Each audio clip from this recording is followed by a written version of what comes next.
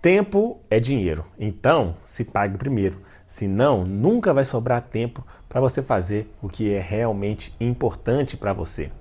Essa ideia vem lá do livro Pai Rico, Pai Pobre, de Robert Kiyosaki. Ele fala lá no mundo dos investimentos o seguinte, que a gente geralmente tem um hábito de pegar os boletos, pagar as contas, tudo, se sobrar dinheiro, eu guardo. E que isso é justamente o motivo pelo qual a gente não consegue guardar dinheiro, juntar dinheiro e investir. Ele fala que você deveria fazer um boleto para si mesmo e se pagar primeiro. Você recebeu o salário, primeiro você se paga. Depois você paga as contas do mês. Segundo Robert Kiyosaki, a conta de água, a conta de luz, você vai dar um jeito de pagar elas. Mais do que você daria, talvez, para tentar se pagar. Então você se paga primeiro, você diminui a sua margem de dinheiro, que ao longo do mês você vai dar um jeito, você vai correr atrás para conseguir pagar aquelas contas. E assim você vai criando o seu colchão, você vai criando ali a sua reserva, você vai criando ali seu investimento para o futuro. Essa é a ideia que Robert Kiyosaki traz no livro dele e que depois eu percebi que é a mesma lógica para o nosso tempo, que na verdade é o bem mais valioso que a gente tem. Porque dinheiro você perde, você consegue recuperar. O tempo perdido, você nunca mais você consegue recuperar aquele tempo. Então o tempo é um ativo que a gente só perde, né? Não tem como a gente recuperar o tempo perdido. E da mesma forma, eu comecei a observar que na minha vida, se eu pego aqui as demandas que eu tenho, os problemas que eu tenho do dia e começo a resolver eles, você fica o dia inteiro resolvendo um problema, o dia inteiro apagando incêndio, chega no final do dia você não fez nada daquilo que era importante para você. E aí a gente tem que começar a analisar o que será que é importante, qual que é aquele projeto que eu tenho deixado de lado.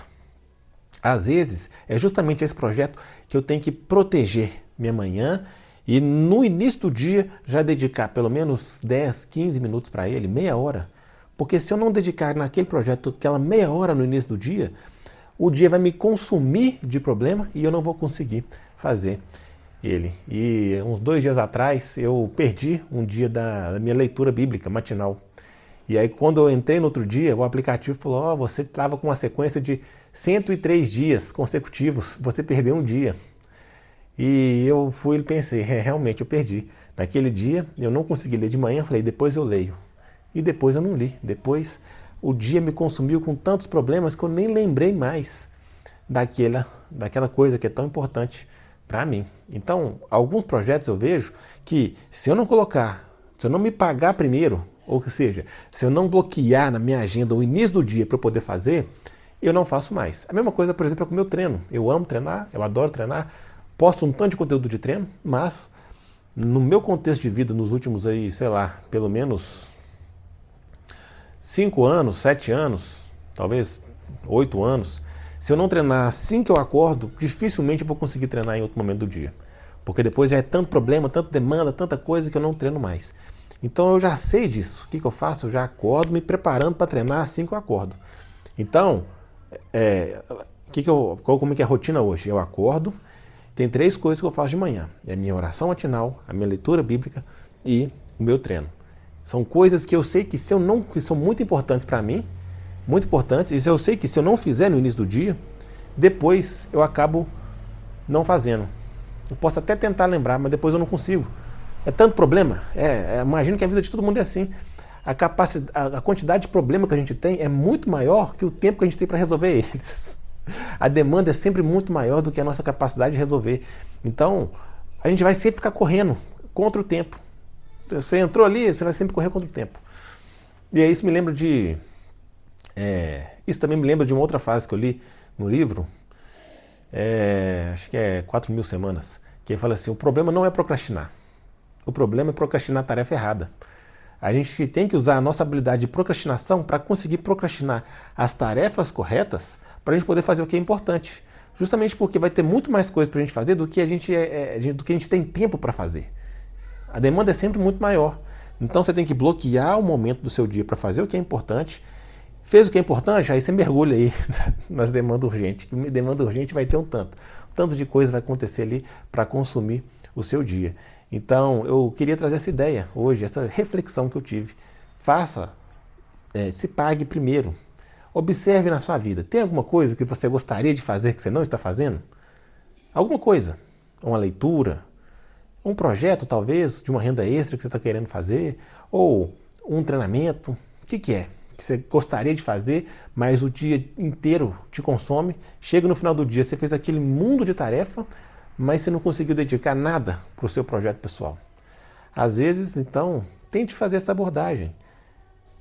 Mesmo que você sabe que o mundo está acabando ali fora, mas pegue ali 15 minutos da sua manhã, assim quando você acorda, para dedicar nesse projeto. Você vai ver que, no final das contas, se o projeto é importante, provavelmente é, ele é um projeto que vai demandar tempo. Nada que é muito importante a gente consegue fazer em pouco tempo. Tudo gasta tempo, esforço, energia, tudo que é muito importante. E tudo que a gente vai gastar muito tempo, não adianta a gente ter pressa. A gente tem que ter ritmo. A gente fazer um pouquinho todo dia, no final do ano, a gente acumulou um volume de trabalho muito grande. Mas a gente subestima o longo prazo e superestima o curto prazo. A gente sempre fica pensando assim, não, na hora que eu tiver um tempo aqui, no final de semana, num feriado, eu vou dar um gás nesse projeto, vou trabalhar 4, 5, 6 horas direto e vou tocar isso aqui. Mas não vai acontecer. Porque chegar no final de semana, feriado, ou você vai estar cansado, ou vai ter outros problemas que vão consumir aquele dia ali, e você não vai conseguir dedicar tanto tempo, igual você está achando que consegue, e mesmo que você consiga, você não vai render trabalhando 4, 5, 6, 7, 8, 10 horas direto num projeto. Faz 10 horas num dia, depois fica um tempão sem mexer. Às vezes é muito mais interessante a gente fazer isso aqui, ó, 15, 30 minutos por dia, todo dia. Porque você mantém um hábito de trabalhar naquele projeto, você fortalece esse hábito a partir da recorrência, a partir da repetição, e você chega no final do dia, pelo menos com a sensação que você fez algo importante. Você deu um pequeno passo no seu projeto. Essa sensação é muito melhor do que a frustração de você passar o dia inteiro fazendo aquele mundo de coisas, chegar no final do dia cansado e olhar para trás e falar assim, pô, fiz muito, mas não fiz nada. Do que era importante, não fiz nada. E, como eu disse, né, tudo que é importante a gente vai gastar tempo, e tudo que vai gastar muito tempo, no final das contas, para você conseguir completar aquela janela de tempo de esforço, a melhor abordagem é você fazer com ritmo, com consistência. Um pouquinho todo dia, porque é num pouquinho todo dia que a gente vai conseguir acumular horas e horas e horas de trabalho, de energia que um projeto grande e importante demanda. Então é uma abordagem que eu tenho utilizado na minha vida, que tem feito sentido para mim, e é só assim que eu consegui tocar alguns projetos que eu sempre quis tocar, mas eu nunca conseguia. É sempre me pagando primeiro. Me pagando primeiro. O tempo é escasso, o tempo é valioso, então se pague primeiro naquilo que é importante. Depois você trabalha aí na infinidade de problemas que vão aparecer ao longo do dia.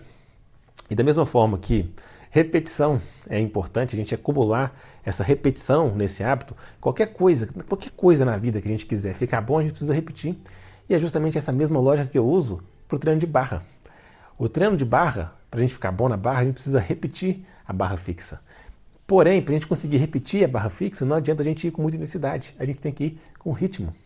Porque com ritmo, no final das contas, a gente consegue acumular muito mais repetições. E assim, desenvolver muito mais o nosso potencial na barra fixa. Ou em qualquer outra coisa. Estou fazendo analogia na barra fixa porque às vezes fica mais fácil entender.